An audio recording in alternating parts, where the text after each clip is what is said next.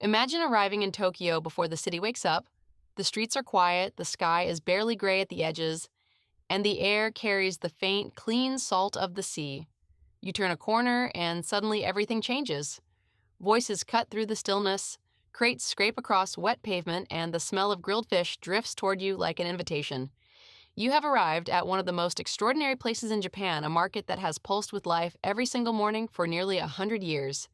This is where Tokyo feeds itself, and today, you are part of it. Welcome to Walking Tour of Japan, a podcast dedicated to bringing you a new adventure somewhere in Japan with every episode. Each week, we'll travel to a different destination, from ancient temples and stunning gardens to fascinating cities, historic landmarks, and hidden gems tucked away across this incredible country. If you're gearing up for your own trip, head over to northstartravelers.com, where you'll find gear recommendations to help you travel smarter, plus a full list of our other podcast shows covering destinations around the world. If you love discovering new places and planning your next adventure, follow the podcast so you never miss an episode. And if you're enjoying the show, leaving a positive review goes a long way in helping others find it. Now let's explore Japan. You are standing at the edge of the Tsukiji outer market, and even before you step into its lanes, you can feel the energy radiating outward. The name Tsukiji literally means constructed land, and that name tells you something important about this place even before you learn its history. Back in 1657, after the Great Fire of Meriki devastated much of Edo, as Tokyo was then known, the Tokugawa shogunate made a bold decision. They would reclaim land from Tokyo Bay itself, filling in the coastline to expand the city.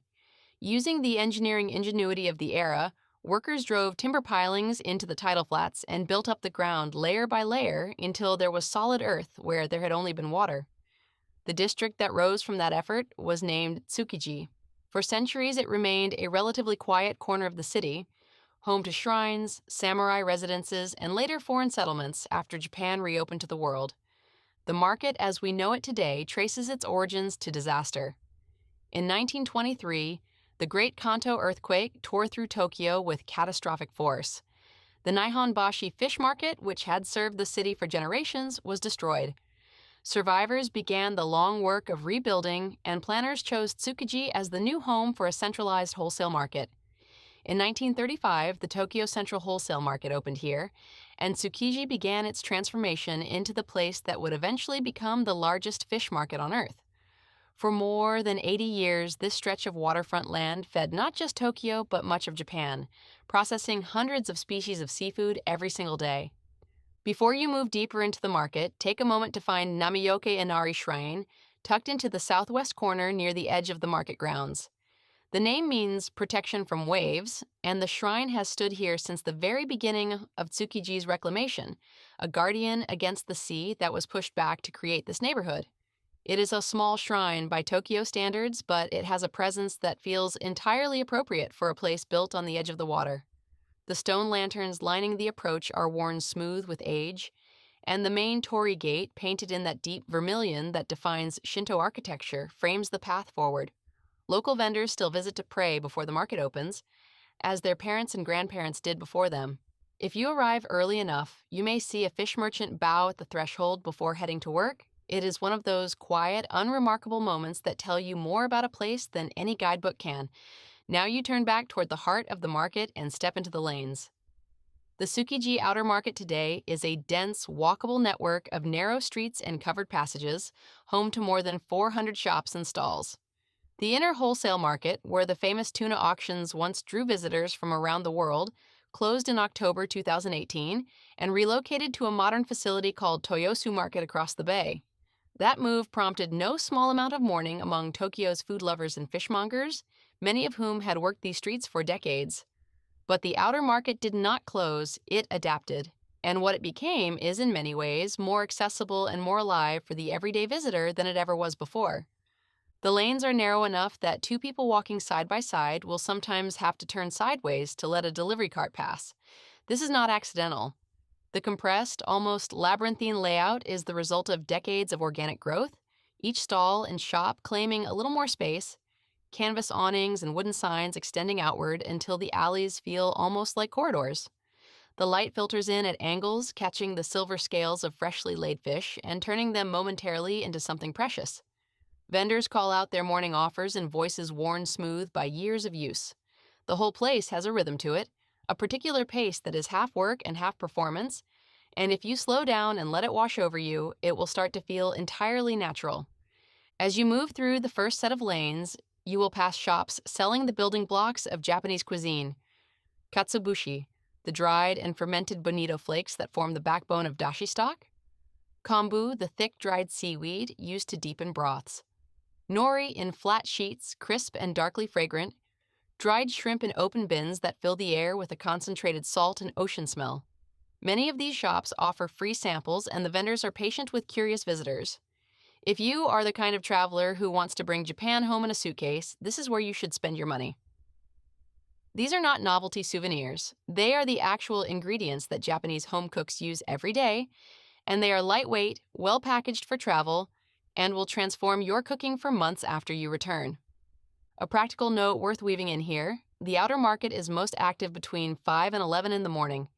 If you arrive after noon, many of the seafood stalls will be winding down or already closed, their displays packed away and their vendors cleaning up for the day. The sweet spot is somewhere between 6:30 and 9, when the market is in full stride but not yet overwhelmed with tour groups. If you can manage it, arriving closer to opening time gives you the market at its most honest: quieter, cooler, and more focused on the actual business of feeding the city. Moving deeper into the market, you reach the Tsukiji Uogashi building, a modern structure that was built specifically to house fresh seafood vendors after the inner market's departure. It is not as atmospheric as the older lanes outside, but step inside and you will find something that still carries the spirit of the original market. More than 60 shops operate here, selling fresh fish, shellfish, and seafood products to both professional buyers and individual visitors. In the mornings, you can watch a vendor fillet a whole bluefin tuna, a process that requires not just skill, but a kind of focused calm, the long knife moving through the flesh in deliberate arcs. The tuna itself, dark red and dense, is often displayed whole near the entrance, a statement of freshness and abundance that has no equivalent in a grocery store. The standing sushi counters that line the outer market lanes are among the best value meals in Tokyo, and that is saying something. Fish sourced directly from the same wholesalers who have supplied the best restaurants in the city lands at these counters within hours of being processed. You eat standing up, elbow to elbow, with salaried workers on an early break and local chefs stocking up on inspiration. A set of 8 to 10 pieces for somewhere between 1,500 and 3,000 yen, depending on the cuts. The tuna here is worth particular attention: lean, medium fatty, and premium cuts side by side, each with a distinctly different texture and richness. Ask what is freshest that day and order whatever the vendor points to. You will not be disappointed. As you continue along the covered section of the market, you pass the tamagoyaki stalls. And if you have never eaten a freshly made Japanese rolled omelet, you need to pause here. These stalls produce the sweet, layered omelets continuously. The rectangular copper pans working over open flames while a cook turns the egg in careful increments, building layer upon layer until the result is a block of something golden, just firm enough to hold its shape and warm enough to steam gently in the morning air. Some vendors offer it plain, others add fish stock or subtle sweeteners. You can take it on a stick and eat it walking, which is exactly what you should do. It is one of the defining tastes of Tsukiji, and it costs almost nothing. A lesser-known detail about this place that most visitors miss: tucked behind some of the busier food lanes, you will find the kitchen supply shops. These are not tourist shops selling decorative chopsticks.